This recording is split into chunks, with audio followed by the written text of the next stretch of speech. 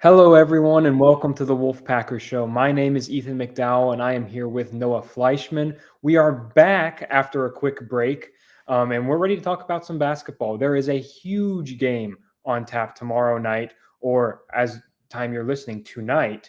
UNC NC State. Doesn't get bigger than that for the Wolfpack, and we're here to break that one down. We're going to recap a couple of really exciting games over the weekend for both the men's and women's teams, and we're going to just preview what's next. That's kind of going to be the format for the show over the next couple months. We're going to spend some time talking about what happened over the past week, and we'll dive into everything that's to come. We'll make a couple predictions, share the key storylines with what's going on with both teams. And at the end of every show, we'll talk a little bit of football recruiting, whatever is going on with the Wolfpack there as well, just to keep everyone updated. Before we do all of that, I just wanted to share a couple housekeeping notes. We are both writers for the Wolfpacker.com. That is NC State site on the On3 network. On3 is the fastest growing college football and basketball recruiting site on the internet. If you like NC State, like the On3 and the Wolfpacker is the place to be right now. And it's only $1 to join for your first month for all of our premium access, such as message board, recruiting scoops, and Noah's analysis for all three teams. Just a lot of good stuff on there. Go check it out, and it's going to be a very, very fun and busy basketball season, and there's no better place to get all the info than the Wolfpacker.com. We hope you will check it out. All right, Noah, let's dive into it. This week, we're going to talk about the men first because of the huge rivalry matchup that we have coming up on Wednesday. It's an 8 p.m. tip-off on ESPN, prime time at PNC Arena. It's a sellout, and man, both teams are coming in on a 4-game winning streak.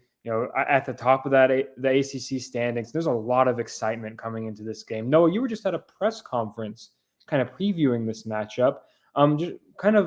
Just talk about your initial thoughts here. What are you thinking? What did you hear today?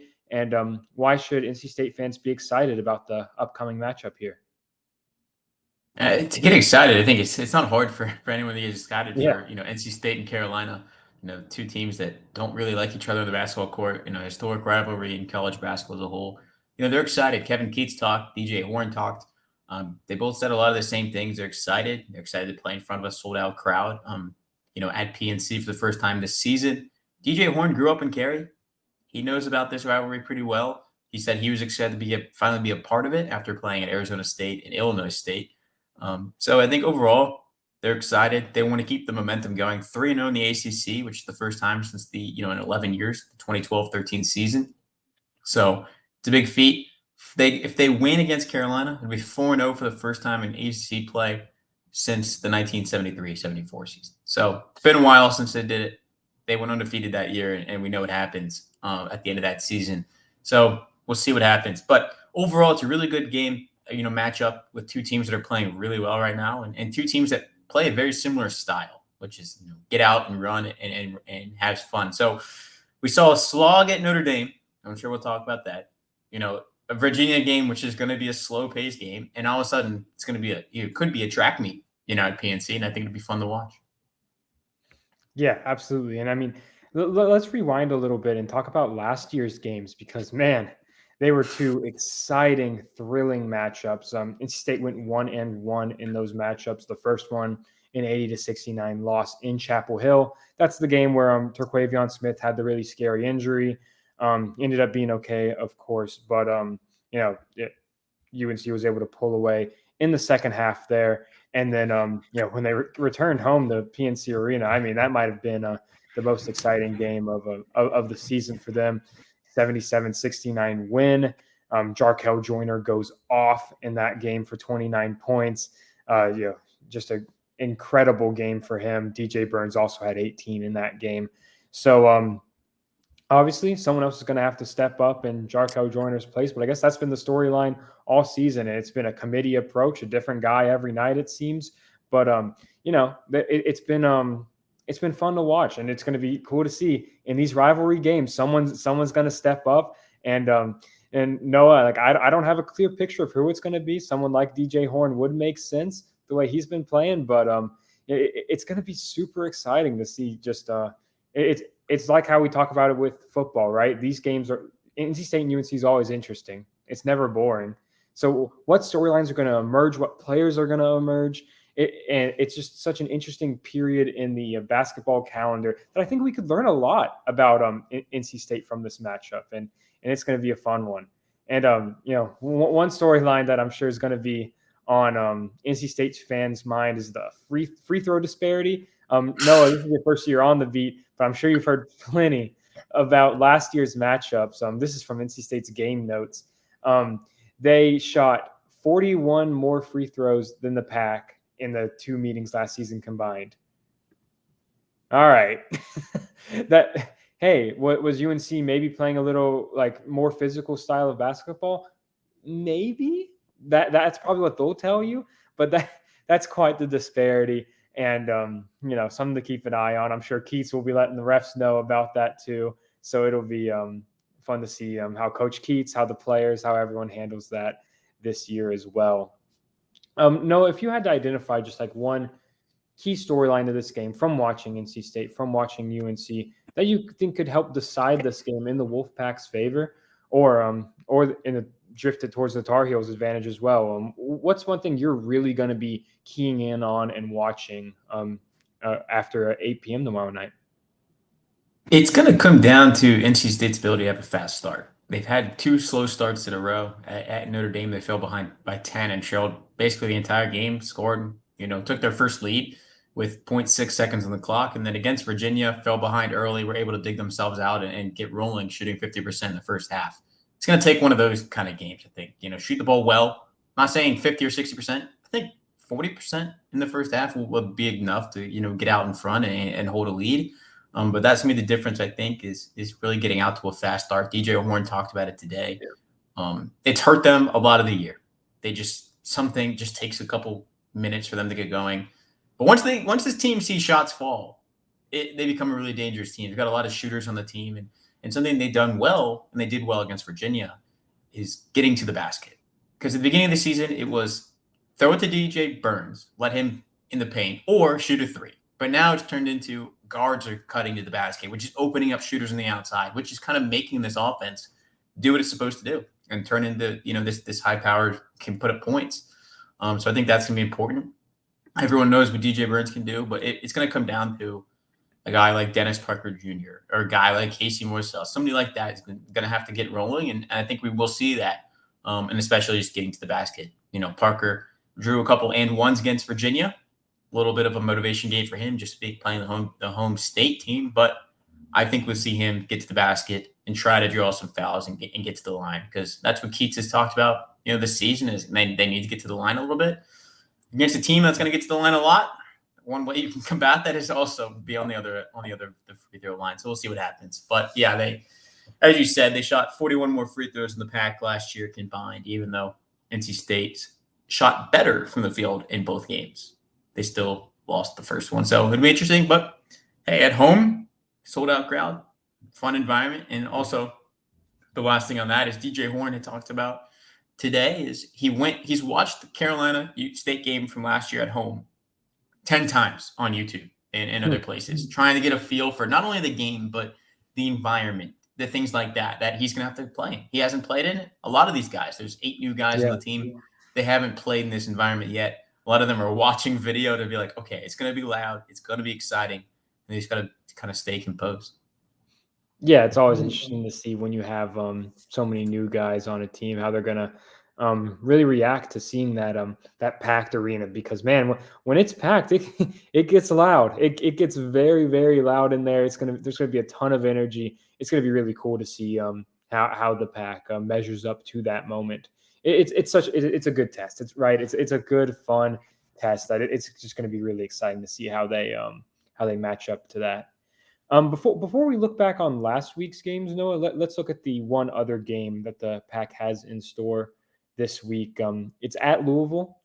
Kind of a different tune, I'd say, than the matchup against the Tar Heels, the number 7 Tar Heels. Louisville is 5-9. They are dead last in the ACC. They're the only team that has not won an ACC game this season. And they've also lost to like guys like DePaul, Arkansas State. They're struggling. They're not Rick Pitino's Louisville. They're not the Louisville everyone's accustomed to right now. Um, but also, you're still going on the road to Louisville, and historically that's a tough place to play, no matter how good the team is. So Noah, we don't have to get too deep into the matchup here, but let's go ahead and run through our predictions. We'll go in reverse order here. Do you see any surprises when they go to Louisville, or do you think they'll leave Kentucky with a win there? I think they leave Kentucky with the win, but Louisville it's a weird team because they played Texas earlier in the year on a neutral floor and almost beat them. Texas is, it was 19th in the country at the time. They lost by one. They've played teams close. They played Indiana, who's all right, not anything crazy special, but they played them close too. But then you lose at home to a Sun Belt team in Arkansas State, so there's definitely some questions there. I think they leave Kentucky with the win, but it's going to be interesting to see how this team can flip the switch from playing a very emotional game on Wednesday night to playing a game on the road with a lot of empty seats and see if they can bring their own energy, because that's going to probably be the thing to watch there is, can they spark their energy themselves? There's going to be like 18,000 empty seats. So we'll see if they can bring it after playing in front of 19,000 in Raleigh just a couple days before. Yeah, the rivalry hangover is a real thing. So that's my main concern. That's the only reason I'll say maybe a close win. But NC State should be able to take care of business on the road there and leave with a victory, regardless of what happens Wednesday night against UNC. And now, but before we kind of pivot here, Noah, I want to hear the big prediction. UNC at NC State. Who's coming out on top there? It's going to be a good game. Carolina's number 7 in the country. NC State has one quad one win at the moment, which is the away win at Boston College to open ACC play. They need a marquee win on the resume. I think they pull out a close game at home against Tar Heels, get their first signature win of the season, and get them square on the bubble. They're on the outside looking in right now. A win over Carolina puts them on the bubble, looking good. You probably need a couple more good wins in conference play to get into the field, but this will be a good step in that direction. So give me the Pack, let's say by 5 at home. And we just talked about how this is going to be a big moment, a lot of energy all around this game.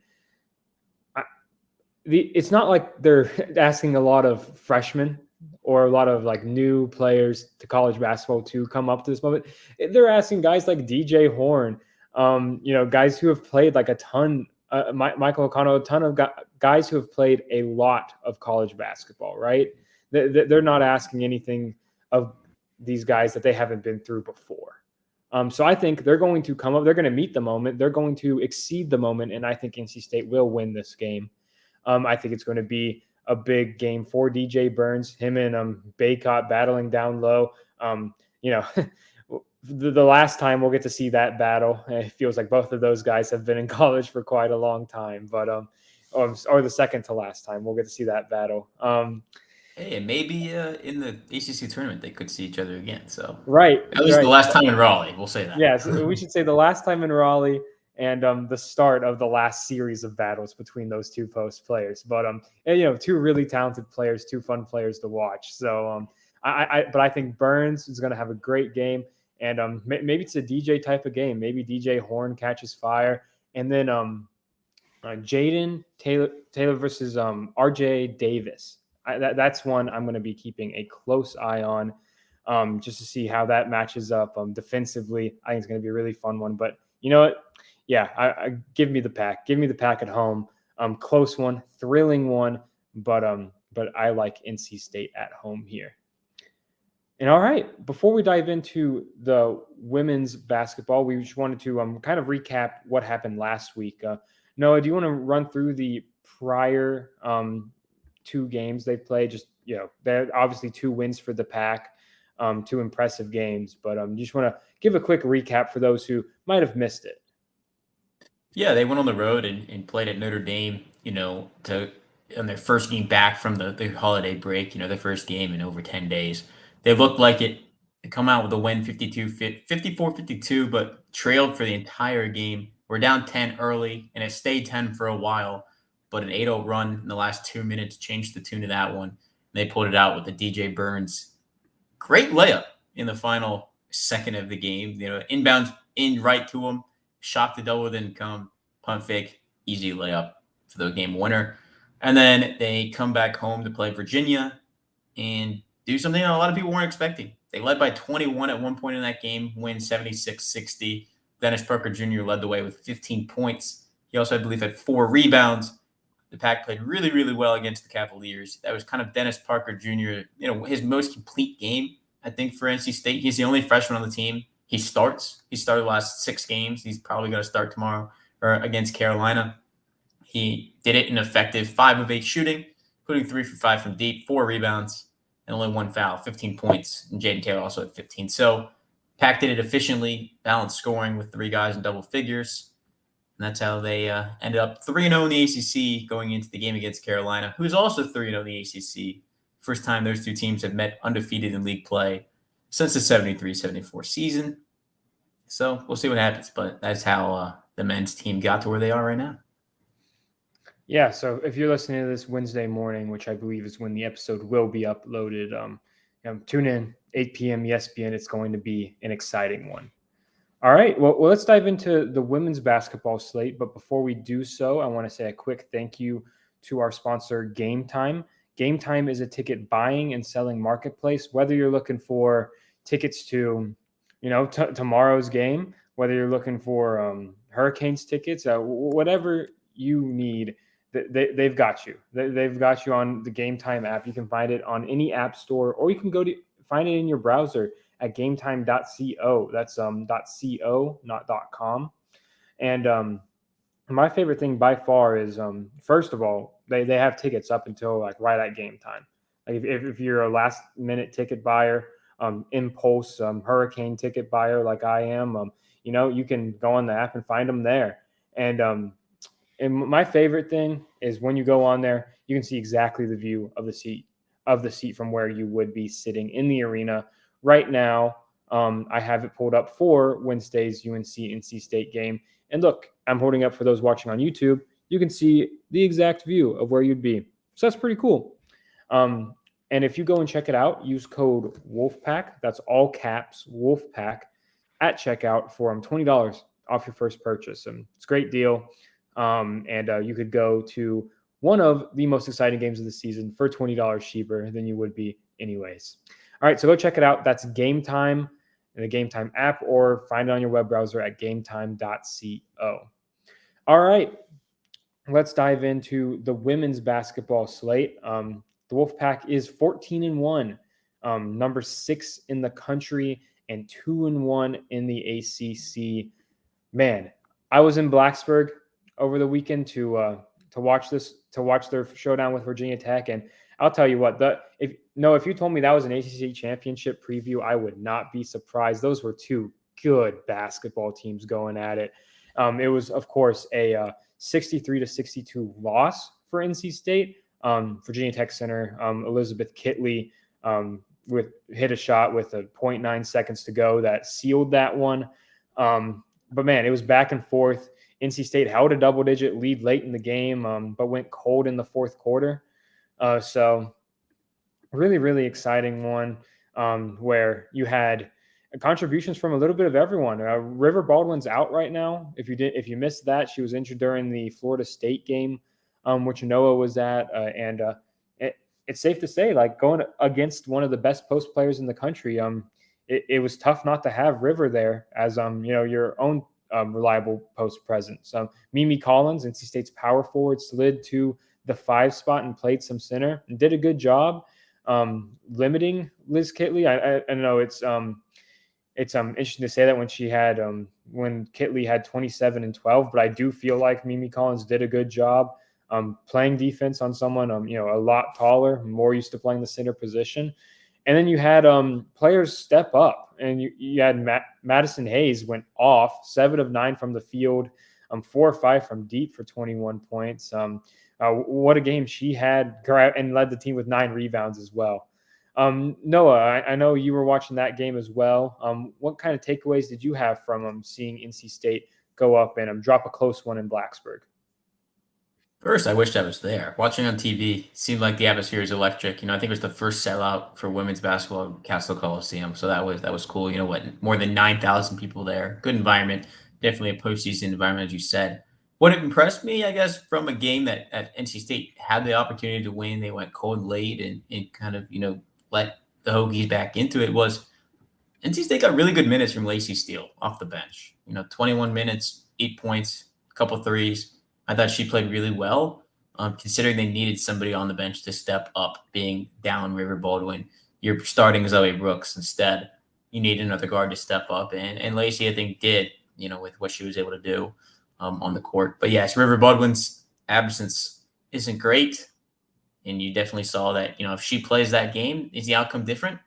Can't say for sure, but I think that she's able to handle Liz Kitley a little bit, and in a game that was decided by 1 point, if that's any basket that Liz Kitley hit, you take that off the board and NC State wins the game. So it is what it is. But luckily for the Pack, they'll see the Hokies in February, this time at Reynolds, and they can try to avenge that loss. But overall, not the end of the world. Of course, you want to see a team run the table, but 14-1. Is not a bad spot to be sitting right now, considering they're without one of their better players who I'm sure we'll talk about it, was having maybe the best game of her career when she got hurt. Yeah, absolutely. And I mean, you hear from both coaches after that loss, and you can just hear the admiration they have for one another, for one another's programs as well. It's a rivalry. It's I'd say a very good natured rivalry. It's a rivalry founded in respect.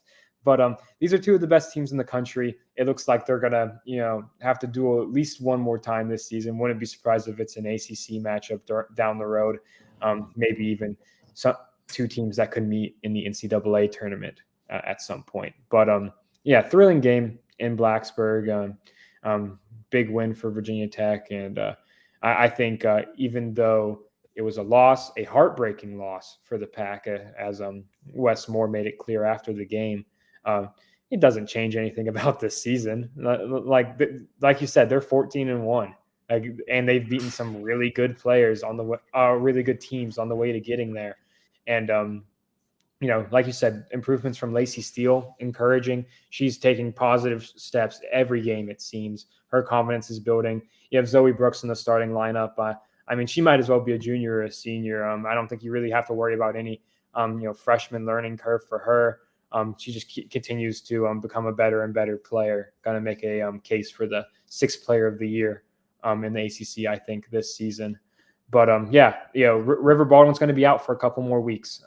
Wes Moore was hesitant to provide like an exact timeline, but said like 2 to 3 weeks. That puts her on track to return around like the January 28th Boston College game, if it's the longer end of that timeline.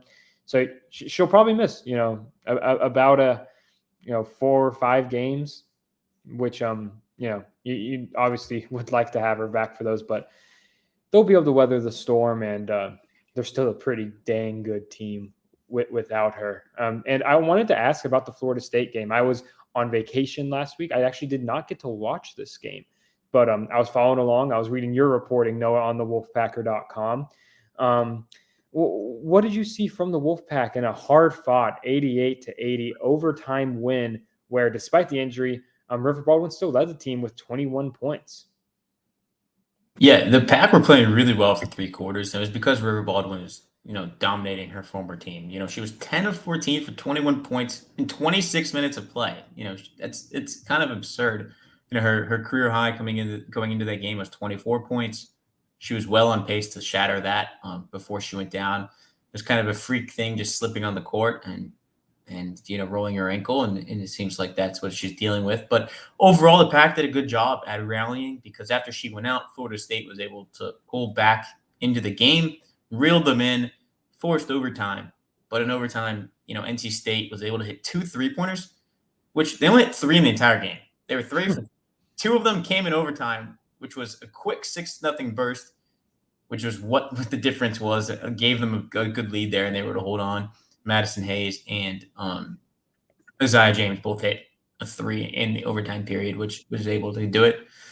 So it was a good win for them to show that they could beat a really good Florida State team and do it without one of their key players down the stretch. They were able to close it out. Sanaya Rivers kind of took over a little bit. She tried. Isaiah James.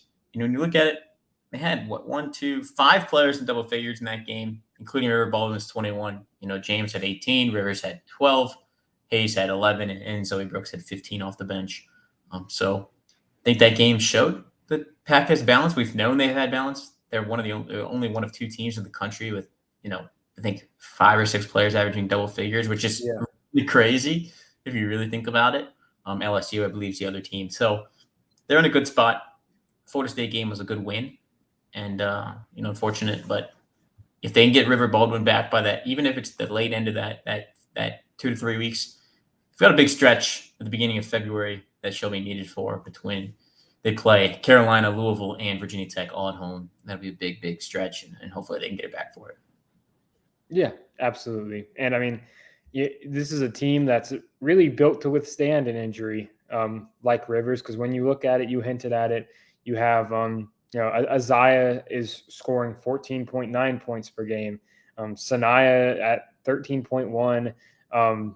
Madison Hayes 11.7. River Baldwin 11.3. Mimi Collins 10.7. Zoe Brooks 10.2. All of those players scoring really well. Any one of them can lead the team on any given night. And then they all also grab 4.3 rebounds or more per game. And that's actually, yeah. So, you have guards where, Isaiah and Zoe are not 6 feet tall, and they're both grabbing over 4 rebounds per game. Sanaya, I mean, she's your point guard, but she's, doing a little bit of everything and grabbing 6.8 rebounds per game. So you have a team that, even though you're missing your post player, is able to, make up for those spots. And, Lizzie Williamson played a couple spot minutes in there. I thought actually held up pretty well, defending one of the better post players in the country. So if you're able to get, 5 minutes per game to spell Mimi Collins during this stretch, I think they'll be in pretty good shape. And kind of just looking ahead to what's next, they'll be back in action on Thursday against UVA. A little weird scheduling quirk because they played UVA on December 31st, so it's a quick turnaround to playing the Cavaliers again. But that first one, they won by 11 at UVA. It was the ACC opener for them, and their first conference win. And Sanaya Rivers had 16 rebounds in that game, Noah. So you talk about team players stepping up, getting on the glass. I think they won't be worried about that. And they played well on the road against that team. Mimi Collins had 25 points, which also really stood out. So I think it's going to be another good game for them. And I'll go ahead and throw my prediction in there. I think that'll be a win for the Pack. I think they'll be motivated to bounce back. Noah, what do you think? Yeah, I think it'll be a win. I watched that game on TV on New Year's Eve. They played well, handled Virginia for the most part throughout the entire game. As you said, rebounding is going to be big from the guards, especially with River Baldwin being out. They've done it before with her in, so I don't think it'll be an even issue. Wes Moore was asked about that after the Florida State game, and he wasn't too worried because the fact that your point guard can get 16 rebounds in a game, I think that shows what these guards are, and none of them are afraid. They'll go up and battle with someone's post just to grab a ball, and usually Sanaya comes down with it, and she's the one that takes the tip. I mean, she's not afraid to jump up there with the tallest person on the floor. Yeah. I even with River Baldwin out, she did all the jump balls this season. River Baldwin's 6'5", and they have Sanaya out there doing it instead. She literally does a little bit of everything for NC State, and she's going to be an All ACC, maybe All American type player during her time in Raleigh.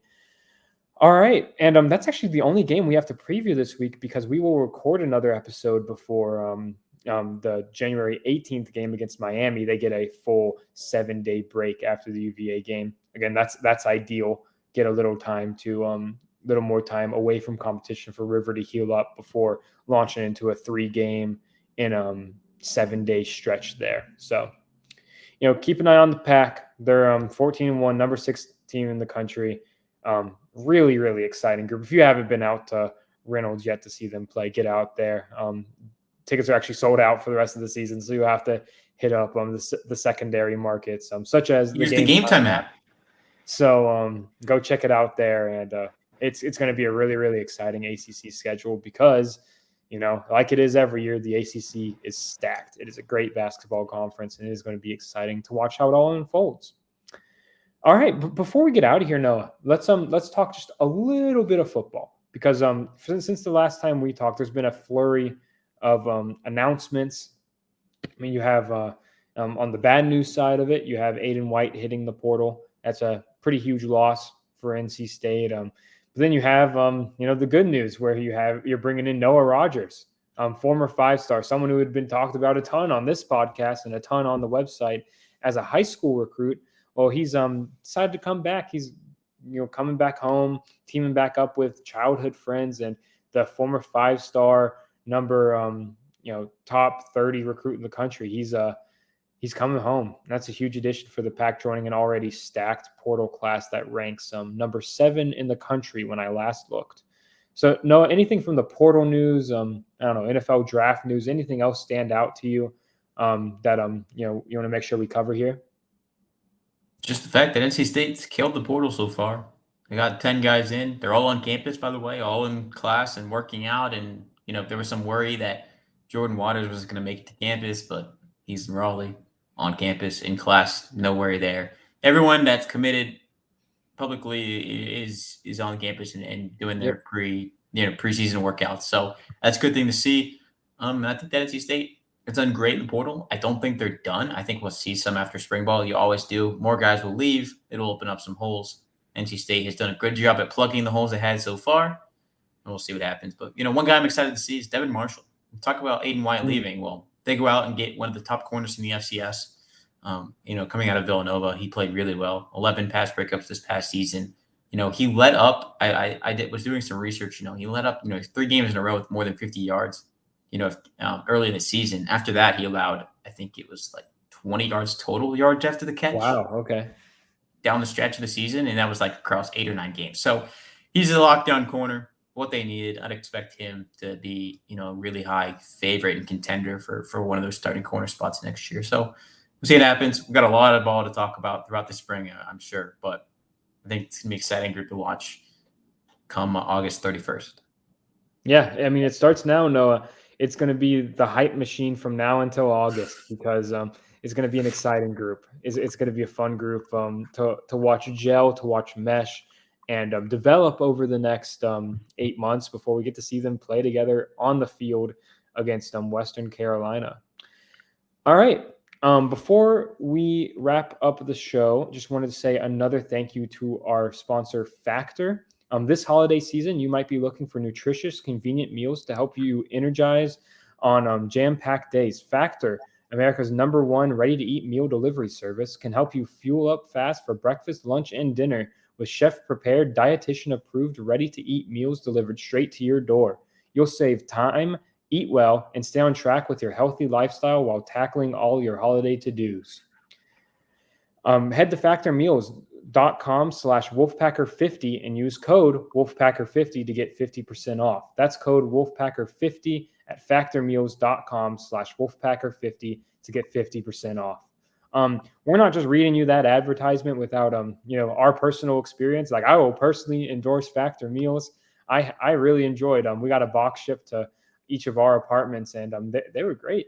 I'm not usually like a huge ready to eat meal guy, but I'm a Factor customer now. They're a solid meal service where I really enjoyed.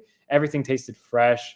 Everything was flavorful. It was just huge fan of Factor. So go check it out and use code Wolfpacker50 when you do. All right. Well, that's all from us for today. Thank you so much for watching the show, and please tune in next week when we are here to recap and share all of the predictions that I'm sure we win 100% on. So we'll see how that goes for us. And hey, if anything wild happens in the game against UNC on Wednesday night, make sure to check out the Wolfpacker.com. We'll be there talking about it, and we're excited to be at that game, and we look forward to seeing you all there. All right. Have a good one. We'll talk to you next week.